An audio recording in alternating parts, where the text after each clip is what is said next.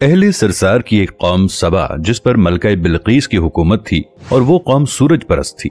حضرت سلیمان علیہ السلام جن کو اللہ تعالیٰ نے عظیم قدرت اور وسیع اختیارات عطا کیے ہوئے تھے، حتیٰ کہ بجلی کی چمک، ہوا، پرندے، جن و انس اور دیگر حیوانات آپ کے حکم کے تابع تھے۔ آپ کو قوم سبا کے بارے میں ایک پرندے ہدہد سے معلوم ہوا جس پر آپ نے ملکہ بلقیس کو تبلیغ اسلام کی دعوت دی۔ آپ کی عظمت و وقار کو دیکھنے کے بعد ملکہ بلقیس نے اس دعوت کو قبول کرتے ہوئے اللہ کی وحدانیت کا اقرار کیا۔ ناظرین، قوم سبا کے عروج و زوال کا زمانہ کئی صدیوں پر محیط ہے۔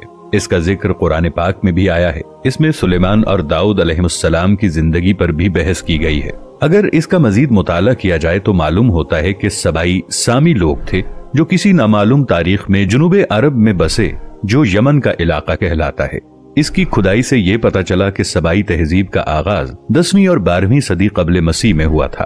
قوم سبا اللہ تعالیٰ کی بے شمار نعمتوں میں زندگی گزار رہی تھی۔ یہ قوم عظیم تہذیب و تمدن کی مالک تھی۔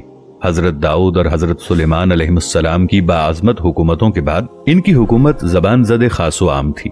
ان لوگوں کا زراعت اور آبپاشی کا نظام نہایت عمدہ تھا۔ جگہ جگہ پر ان لوگوں نے بارش کا پانی ذخیرہ رکھنے کے لیے بند بنا رکھے تھے۔ اس علاقے میں بلق کی پہاڑیوں کے درمیان عظیم الشان بن معرب تعمیر کیا گیا جو سد معرب کے نام سے معروف ہے۔ اس علاقے کے دونوں طرف پہاڑوں کے دامن میں سرسبز باغات کا میلوں پر پھیلا ہوا سلسلہ موجود تھا۔ بارشوں کے لحاظ سے یہ علاقہ اتنا زرخیز نہیں تھا، مگر ان کا آبپاشی کا نظام بہتر ہونے کی وجہ سے ملک میں 300 مربع میل کا علاقہ جنت نظیر بن گیا تھا۔ اس میں انگور، دارچینی، کھجور اور دیگر پھلوں کے درخت تھے جن کی خوشبو تمام فضا کو خوشگوار بنا دیتی تھی۔ اس علاقے کو اللہ تعالیٰ نے سرسبز کے الفاظ سے تعبیر فرمایا۔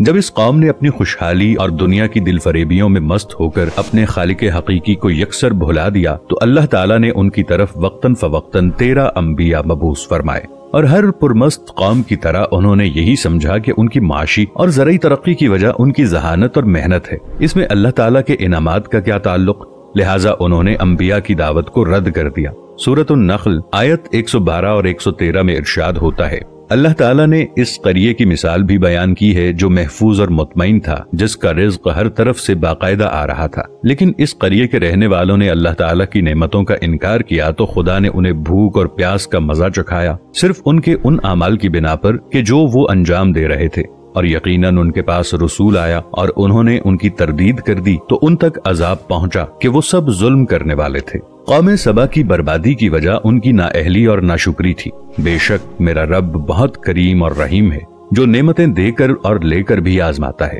ان کا سب سے بڑا اور عالی شان بن معرب جس کے نیچے رخنے پڑنے لگ گئے اور اوپر سے اللہ تعالیٰ نے تیز بارش برسا دی، پانی کی وافر مقدار نے اس بند کو توڑ دیا اور پانی کے بہاؤ کی شدت اور فراوانی سے باقی بند بھی از خود ٹوٹتے چلے گئے اور سارا علاقہ زیر آب آ گیا۔ اس سے فصلیں، کھیتیاں سب تباہ و برباد ہو گئیں۔ جو زمین سونا اگلتی تھی وہاں صرف جھاڑ جھنکار اور خاردار پودے اگنے لگے۔ خوراک کے نام پر صرف بیری کے درخت بچ گئے جس سے کچھ حد تک پیٹ بھرا جا سکتا تھا۔ ان کی ترقی کی دوسری وجہ تجارتی نظام تھا جو معیشت کے تباہ ہوتے ہی تباہ ہونے لگا، یہاں تک کہ ان میں بہت بڑا طبقاتی نظام وجود میں آ گیا۔ اس طرح تمام قوم تباہ و برباد ہو گئی۔ ایسی مثال صرف قوم سبا کی نہیں بلکہ جو بھی قوم اپنے رب کی نعمتوں کا لطف اٹھانے کے بعد اپنے محسن حقیقی کو بھول جاتی ہے اور اس کا شکر ادا کرنے کی بجائے سرتابی کی راہ اختیار کرتی ہے تو اللہ تعالیٰ کی سنت یہی ہے کہ وہ اس قوم کو ایسے ہی انجام سے دوچار کر دیتا ہے۔ اللہ رب العزت ہمیں اعمال صالحہ کی توفیق عطا فرمائے، آمین۔